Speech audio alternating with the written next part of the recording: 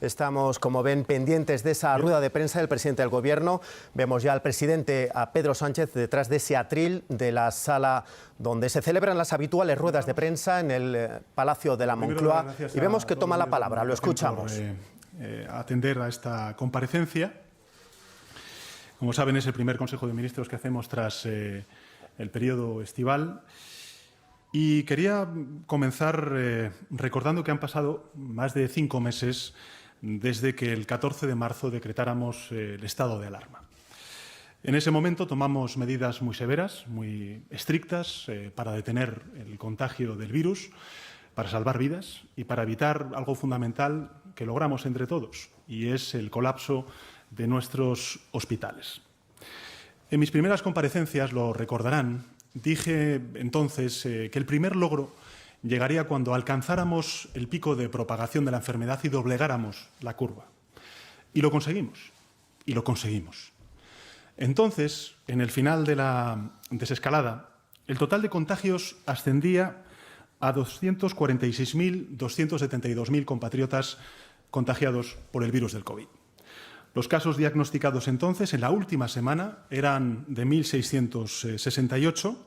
5 personas ingresaron en la UCI en la última semana y 29 personas perdieron su vida en ese mismo periodo, hasta que semanas después alcanzamos algo por lo que todos soñábamos, que era no tener ningún fallecido durante distintos días. En el Consejo de Ministros que acabamos de celebrar se ha presentado el informe de balance de las actuaciones que ha venido realizando el Ministerio de Sanidad desde el fin del estado de alarma. Hemos analizado y hemos evaluado la situación en la que se encuentra nuestro país y hoy, en consecuencia, vuelvo a comparecer para dar seguimiento de la evolución de la pandemia y también explicar la hoja de ruta que vamos a seguir desde el Gobierno de España.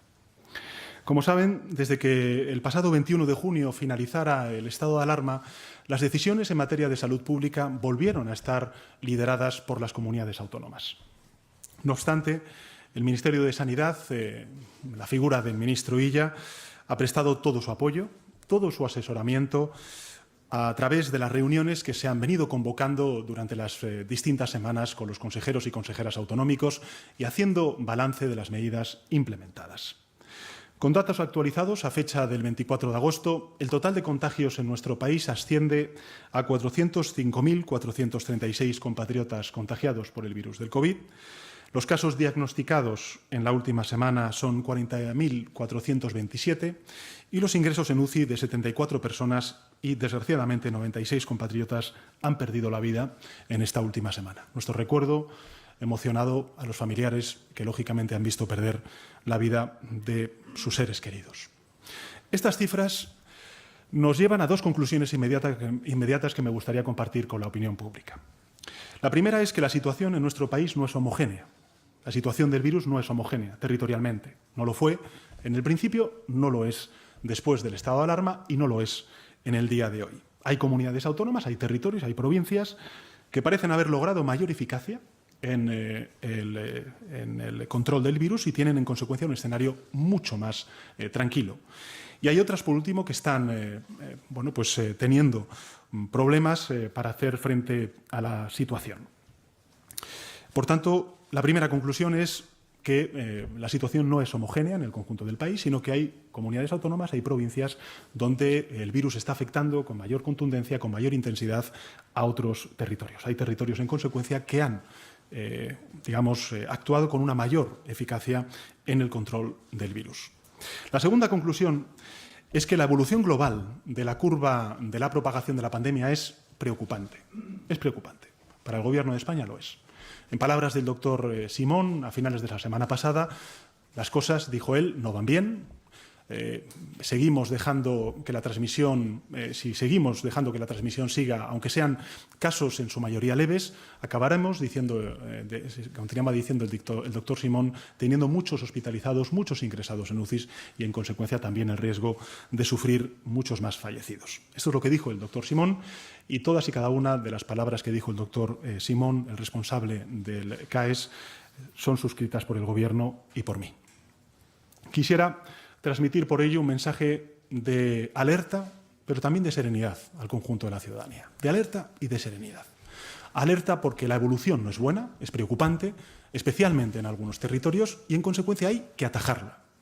Y en segundo lugar, junto a esa alerta, serenidad, porque estamos lejos de la situación de mediados de marzo y no debe producirse un miedo que nos paralice y que nos impida actuar.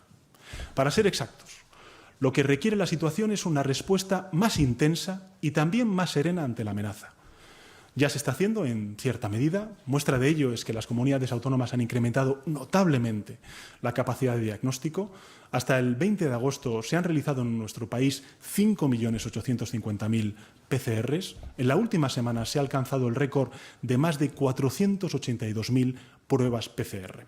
Para que se hagan una idea, es un aumento de un 168% más que al término del estado de alarma. Es decir, estamos detectando con una mayor cantidad, con una mayor intensidad, el circuito de contagios en nuestro país. Unidos a los test rápidos y otras pruebas serológicas, en nuestro país se han realizado ya más de 8,5 millones de pruebas diagnósticas. Por tanto, quiero reconocer el esfuerzo que están haciendo las comunidades autónomas, que era una de las principales tareas que tenían a partir del levantamiento del estado de alarma, que era aumentar las capacidades de detección precoz de los contagios. Lo están haciendo, como prueba el hecho de que hayamos aumentado en un 168%, me parece importante volver a repetir la cifra, el número de PCR realizadas en el día de hoy respecto al día que levantamos el estado de alarma. Pero no podemos permitir que la pandemia vuelva a adueñarse de nuestra vida, como lo hizo desgraciadamente en primavera. Y quiero ser claro en este punto, no lo vamos a permitir, repito, no lo vamos a permitir. Tenemos que tomar el control, doblegar esta segunda curva, que ahora vuelve a elevarse de manera amenazante, y cuanto antes y con mayor eficacia, mejor. Vamos a volver a doblegar la curva, y tenemos que hacerlo unidos, porque no hay otra manera. Ya lo hicimos, sabemos hacerlo, y estoy convencido de que lo vamos a volver a hacer. Por eso, el Gobierno, dentro del respeto más absoluto a un Estado compuesto, a un Estado cuasi federal, un Estado autonómico como el que tenemos, recordemos que son las comunidades autónomas quienes tienen la capacidad de gestionar la emergencia sanitaria en todos y cada uno de los territorios, el Gobierno, como decía, adoptará varias medidas para reforzar el trabajo en el combate contra el virus. En primer lugar, en relación con el refuerzo de los medios materiales, les comunico que el Gobierno de España va a poner a disposición de las comunidades autónomas efectivos de las Fuerzas Armadas para realizar labores de rastreo. Les anuncio que hay 2.000 militares capacitados en técnicas de rastreo a disposición de las comunidades autónomas. Y están a disposición sobre todo de aquellas comunidades autónomas que tengan más dificultad. Podríamos incluso incrementar esta cifra lo que sea necesario a través de la formación urgente que tenemos prevista. El Gobierno dotó a las comunidades autónomas, como saben ustedes, con el Fondo COVID, de 16.000 millones de euros no reembolsables para afrontar este tipo de gastos extraordinarios, pero no obstante, aquellas comunidades autónomas que no dispongan de suficientes rastreadores pueden contar con este respaldo de las Fuerzas Armadas en nuestro país. La formación específica para la detección precoz y vigilancia epidemiológica del Ejército ha incluido procedimientos específicos en la identificación del riesgo y en el rastreo de contactos, aislamiento y cuarentena en situaciones de COVID-19, haciendo siempre hincapié en los aspectos legales de salud pública, en los principios éticos también. España cuenta, y esto es un orgullo para todos y todas, con unas Fuerzas Armadas modernas, profesionales, que hoy, con este anuncio, dan un nuevo paso al frente para proteger la salud de todos. Por tanto, una primera propuesta, una primera decisión, que es el refuerzo de los medios materiales, con 2.000 rastreadores que el Ejército, las Fuerzas Armadas, ponen a disposición de las comunidades autónomas, de todas las comunidades autónomas, sean del signo que sean. Y sobre todo, pues, lógicamente, aquellas comunidades autónomas que tengan una menor capacidad de rastreo, pues evidentemente tienen esta oferta, esta disposición del Gobierno de España y de las Fuerzas Armadas. En segundo lugar, refuerzo de los medios digitales de rastreo. Como saben, la tecnología también puede salvar vidas si se emplea para afrontar un desafío como el que tenemos por delante, y este virus lo es. Por eso hemos impulsado la aplicación del radar COVID, que a través de la información que obtiene en el rastreo de contactos nos permite conocer el nivel de riesgo de contagio y avisar a los interesados.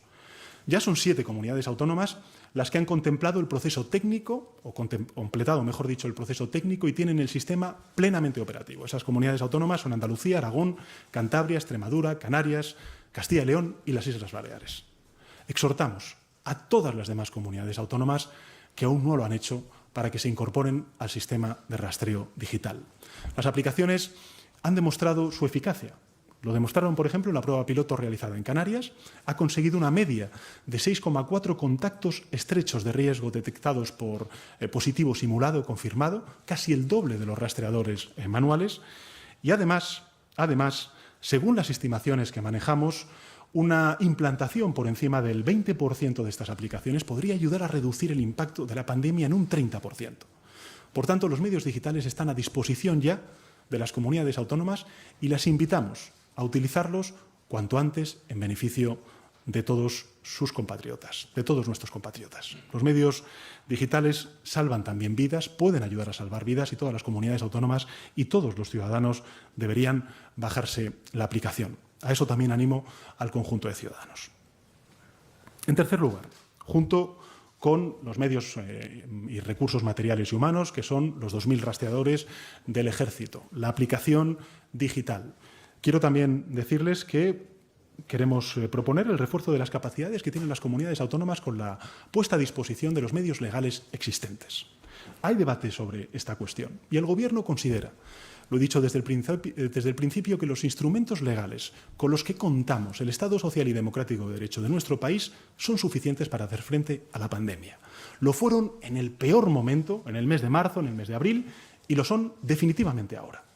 Es decir, todas las comunidades autónomas tienen a su disposición la herramienta legal del estado de alarma y la posibilidad de solicitar su declaración en todo o en parte de su territorio. En caso de declaración de alarma, en última instancia, si así lo quiere un presidente o presidenta autonómico, la autoridad competente de cada comunidad autónoma recaerá en quien recayó en las últimas fases del estado de alarma y en las últimas fases de la desescalada, en el presidente o presidenta autonómico respectivo, que sería el mando único en los términos que establece la ley orgánica que desarrolla el artículo 116 de nuestra Constitución. Y en coherencia con nuestra voluntad de cogobernanza, sería también dicho presidente o presidenta autonómico quien, junto con el Gobierno de España, comparecería ante el Congreso de los Diputados para el necesario control parlamentario, para dar cuenta de la declaración y, si fuera necesario también, para solicitar las prórrogas. Hablar, en todo caso, del estado de alarma no es necesariamente hablar de confinamiento. Recordemos que yo también hablaba de que había distintos estados de alarma. En las fases de desescalada también hubo un estado de alarma, pero no hubo un confinamiento como el que vivimos durante los primeros días, las primeras semanas de la pandemia. El estado de alarma fue precisamente creado para eso. Es una herramienta constitucional, útil, necesaria, en casos de extrema gravedad como es el de la pandemia. El estado de alarma está a disposición del Gobierno. Durante la primera ola estuvo.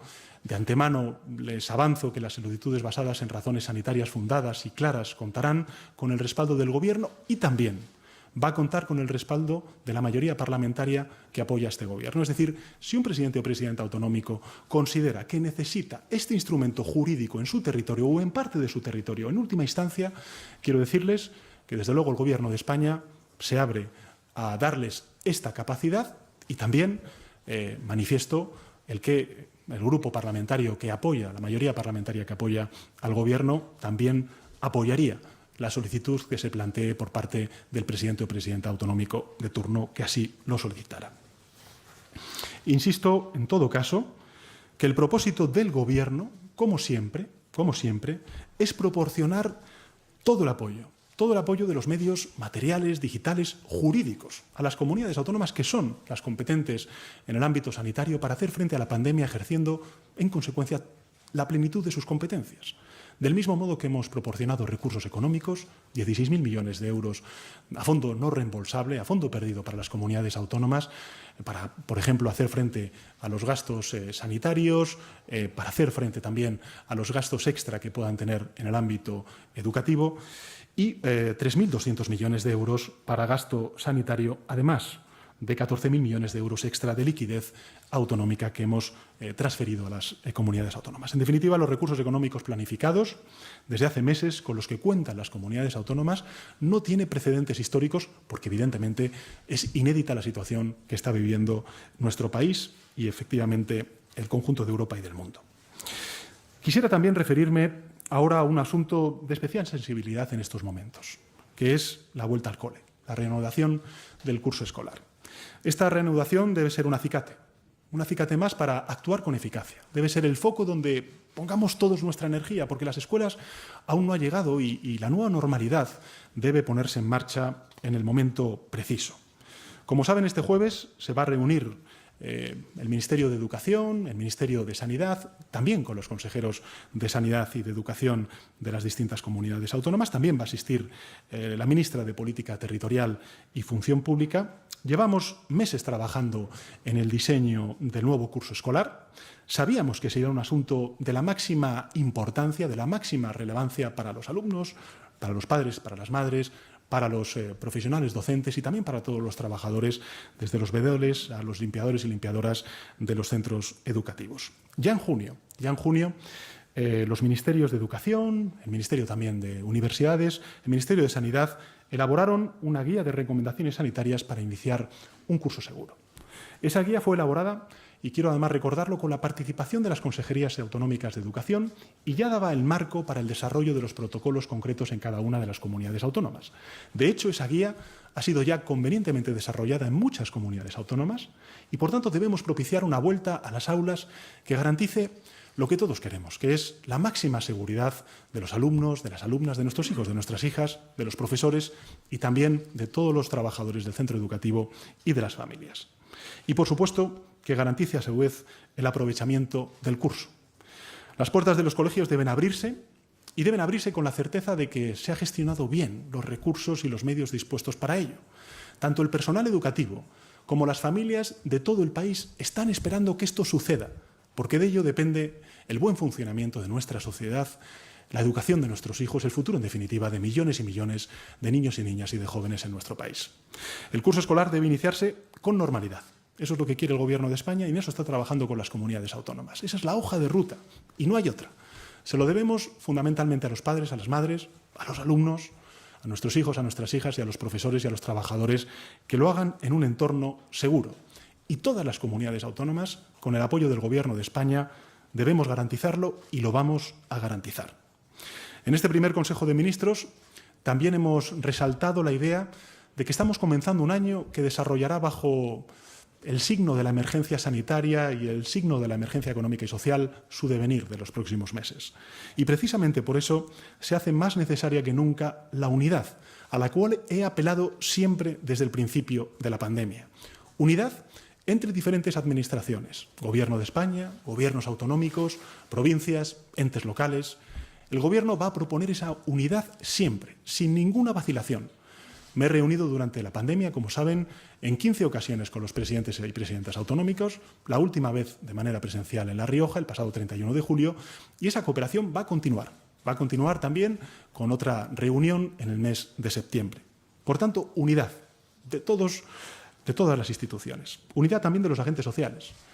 Se han firmado 2 acuerdos para prorrogar los ERTEs, primero hasta el 30 de junio, luego hasta el 30 de septiembre. Esto ha permitido la subsistencia de muchísimas empresas, también de muchísimos empleos. Y el 3 de julio suscribimos, quiero recordarlo, el acuerdo por la reactivación económica y el empleo con los agentes sociales, es decir, con los empresarios y con los sindicatos. Y esta unidad debe continuar. Y también la imprescindible unidad de las fuerzas políticas con representación parlamentaria. Por eso les anuncio también que me propongo invitar a los líderes de las distintas fuerzas políticas a mantener de inmediato la semana que viene encuentros para afrontar esta situación. Hay 3 asuntos concretos a juicio del Gobierno que van a requerir una máxima unidad y que voy a proponer a las distintas fuerzas parlamentarias. En primer lugar, desterremos de la pelea partidista la lucha contra la pandemia. El enemigo es el virus, no es otro. Es una idea que me habrán oído repetir 1 y 1000 veces y que mantengo siempre.